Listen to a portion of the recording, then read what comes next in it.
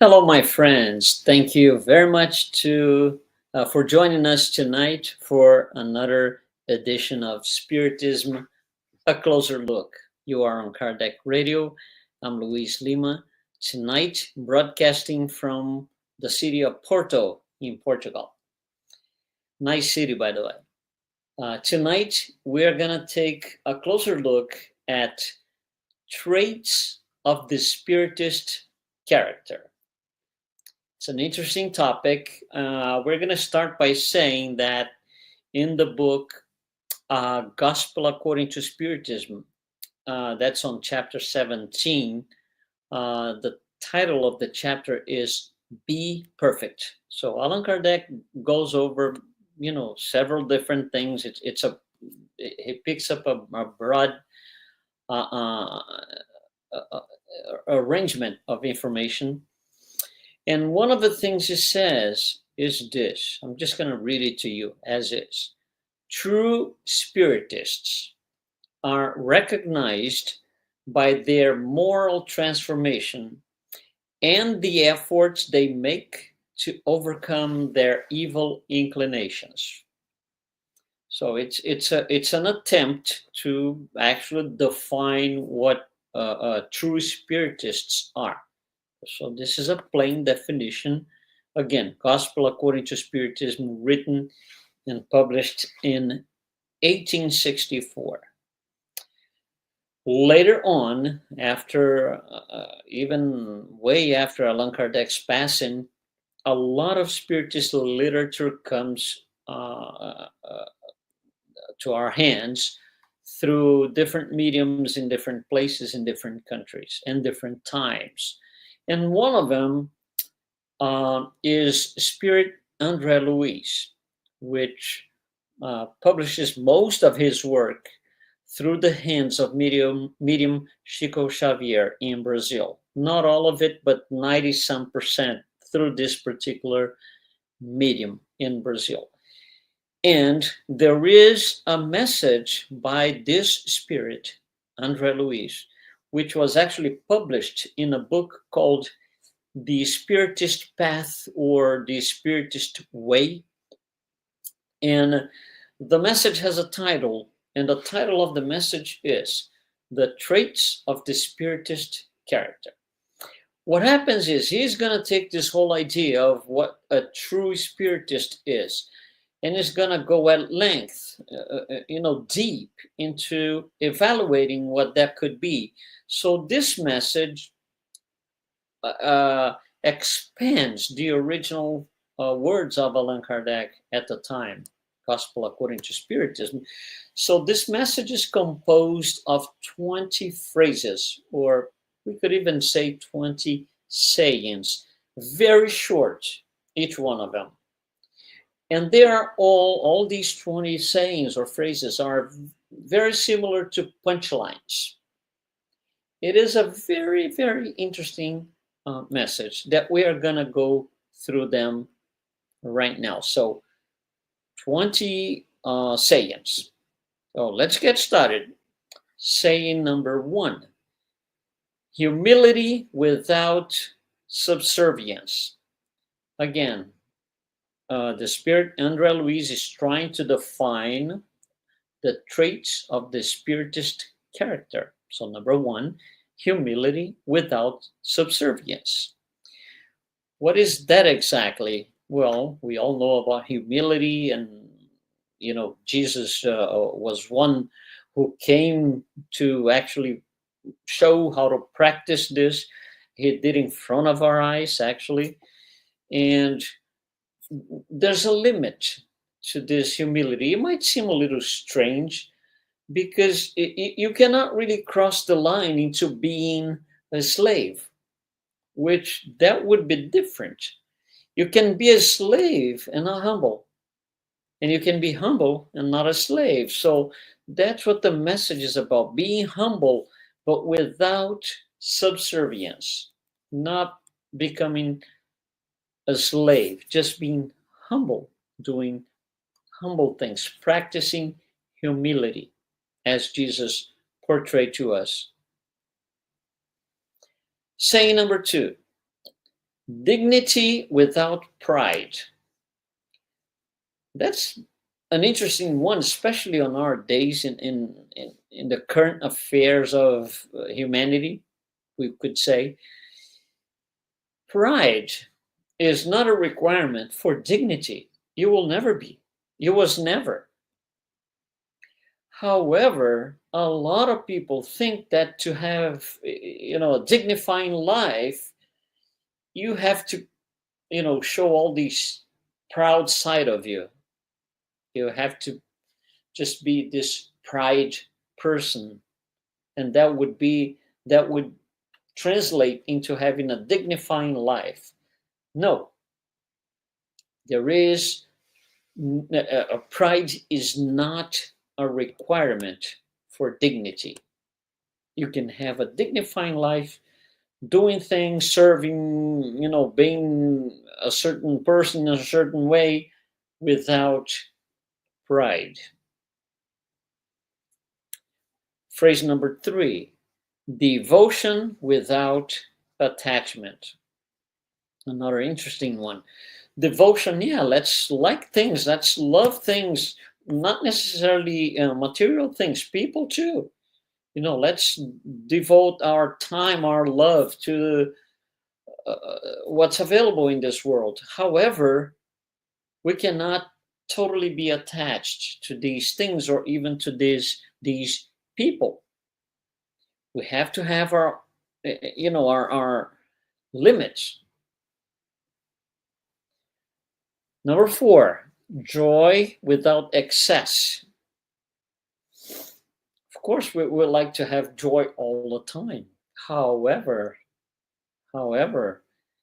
joy is not the only thing in life.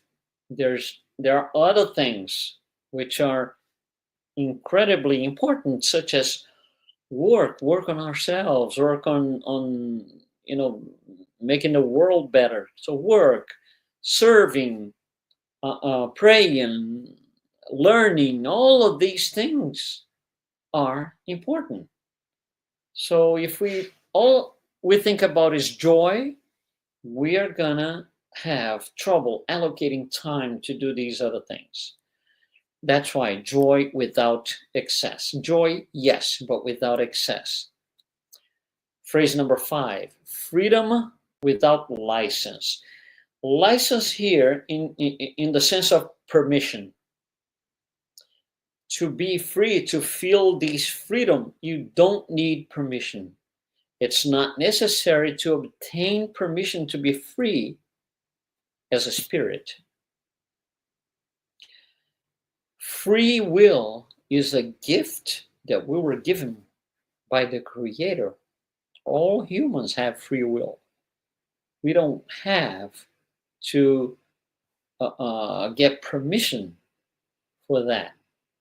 We just have to be, smart on how to use it, so we don't use it the wrong way, which we're going to have to offset at a certain point in time in the future. Number 6, firmness without petulance. Firmness, yeah, you can be firm, you can do things right, you can you can have this discipline in doing things, in putting things together.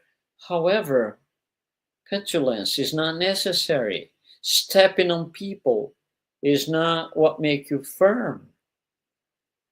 You can be firm without stepping on people, without hurting people, without going against, head to head against people. Number 7, faith without exclusivism. And that's a very important one. Different people have different belief systems. You have your faith, all of us who have faith, even those who are atheists, they have their own share of faith. Materialists, they have their share of faith. So we all have our faith, depending on belief system. However, we need to allow other people to have theirs. It doesn't mean that because I am Spiritist, everybody has to be, and those who are not, I'm going to be converting all the time, picking one by one, trying to convert. No, faith without exclusivism. Number 8, reasoning without harshness. Interesting.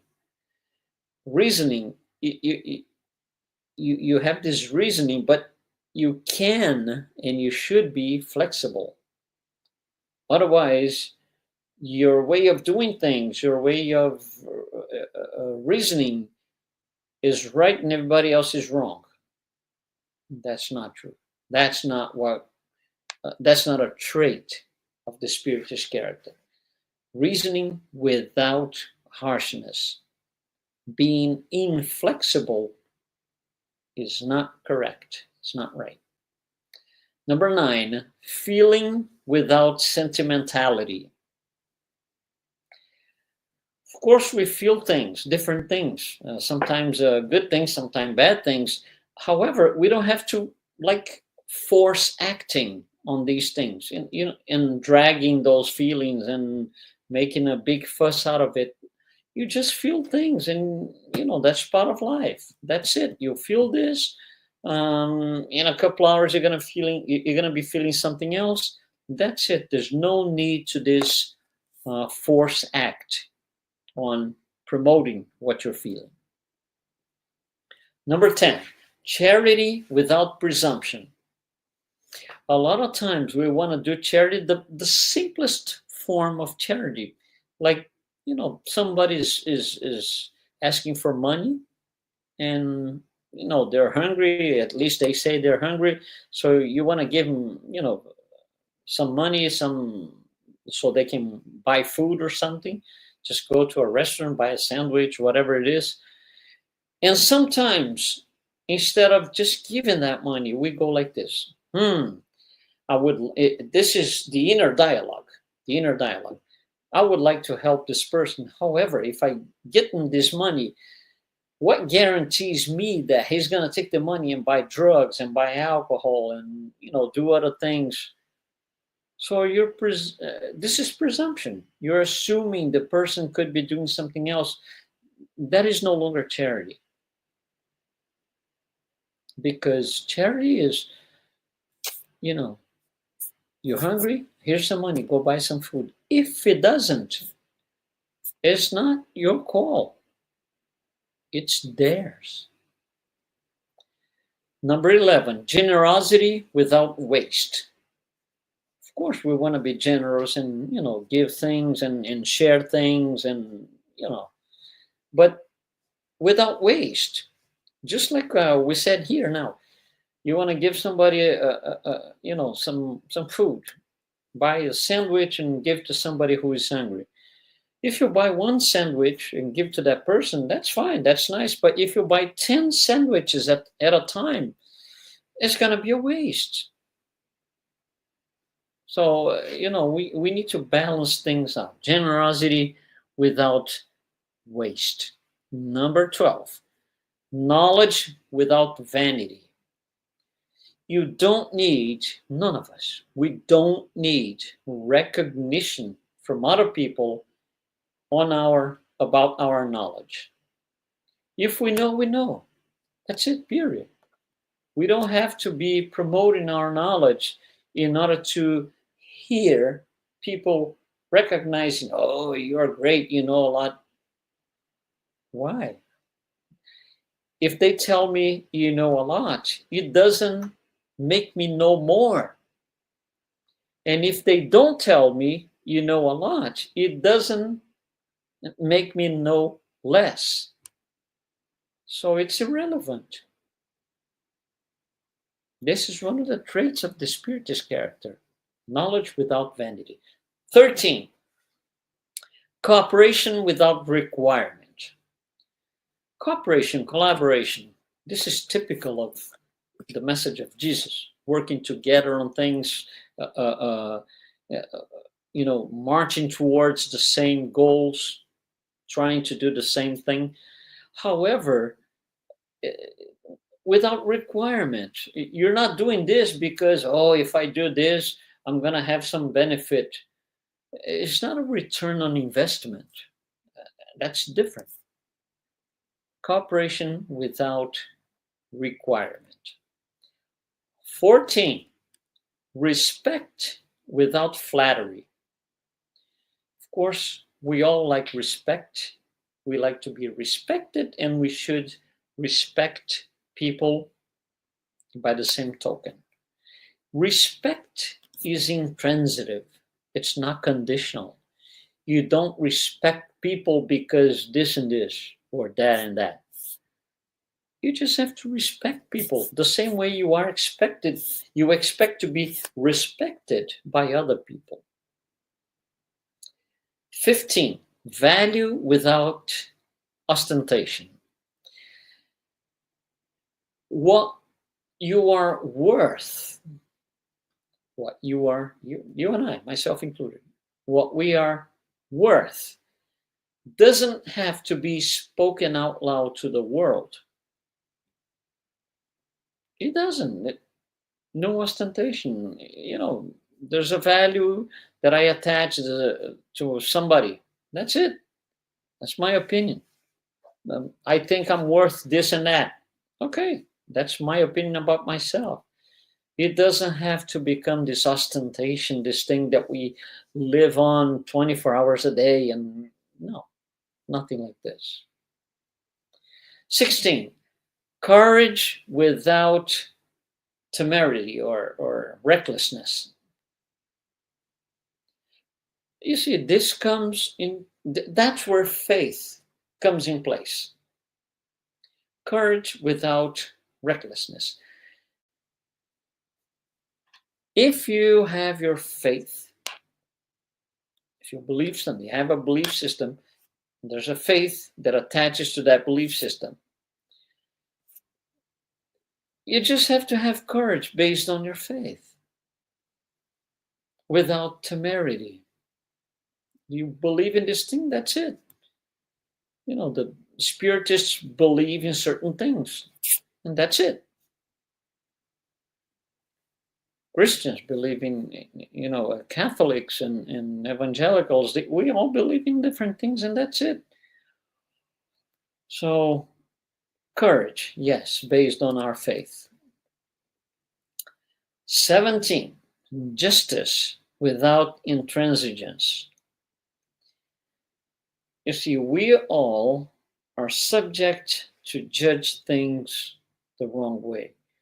We might not be as good as a judge as we think of ourselves. We might not have all the facts and all the parameters that are necessary to understand and take conclusions about a person, a situation. We don't. We are not omnipotent. We are not omnipresent. So we don't know all of it. We don't know everything. So our sense of justice could be wrong, thus without intransigence. I can say, this is what I think, this is what I believe, I've investigated or thought about it, and this is what I believe. However, other people might have different opinions because they know other things, other facts about the same subject that I don't know. So I can be this, living this intransigence. 18, admiration without envy. Admiration, yes, but without envy. Envy defies admiration. It goes against. If you admire a person, just be happy that they are who they are. Just praise them. Just, praise so they can be better in what they do. Now, if I bring envy out of my inner soul, that goes against myself.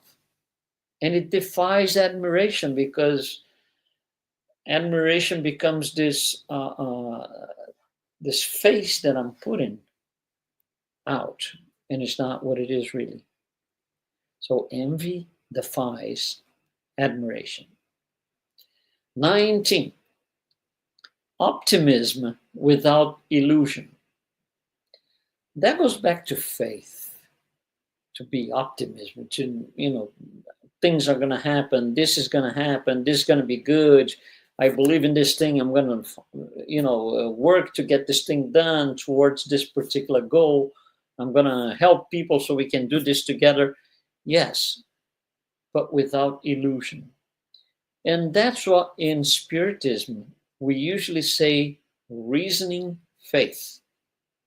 Faith, yes, but bring your reason into it.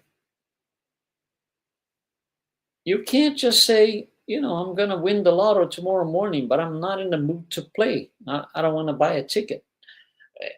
This is optimism that you're going to, hit the lotto tomorrow morning. Well, come on. Without illusion, no. Reasoning faith. You're optimistic because you're going to do this, you're going to get that. But it requires work, it requires action on our part. So we can get that done or work towards that goal. So last one, number 20. Peace without laziness. Peace without laziness. That's the idea of being on a desert island. I don't want to see anybody. I don't want to talk to anybody. I want to be in peace, completely in peace.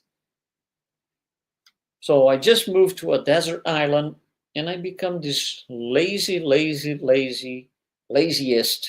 person ever. There's nothing to be done. There's nothing for me to do, to learn, to improve. Total laziness. That's not peace. That's not peace. So peace without laziness. Peace means acquire more knowledge so you can be a better person, more in line with what has been taught by Jesus. Well, that's number 20 and the last one. Peace without laziness. So all these little, I call punchlines in the beginning, and I think they are, that's my personal opinion. All these punchlines define, Spirit André Luiz define what the message title is, Traits of the Spiritist Character. And again, one phrase that summarized all of this is by Allan Kardec on Gospel According to Spiritism, chapter 17, called Be Perfect. And that is, true Spiritists are recognized by their moral transformation and the efforts they make to overcome their evil inclinations. So let's, all of us work together on ourselves to be better people, improve ourselves so we improve others, and others improve even more people, and that's how humanity gets better, by each one of us getting better, being better people, and following these or seeking these traits of the Spiritist character. So thank you very much for being with us tonight on this short talk about the traits of the Spiritist character. Spiritism, A Closer Look will be back here on Wednesday. We do this every Wednesday at 7 p.m. Eastern Time. So thank you very much.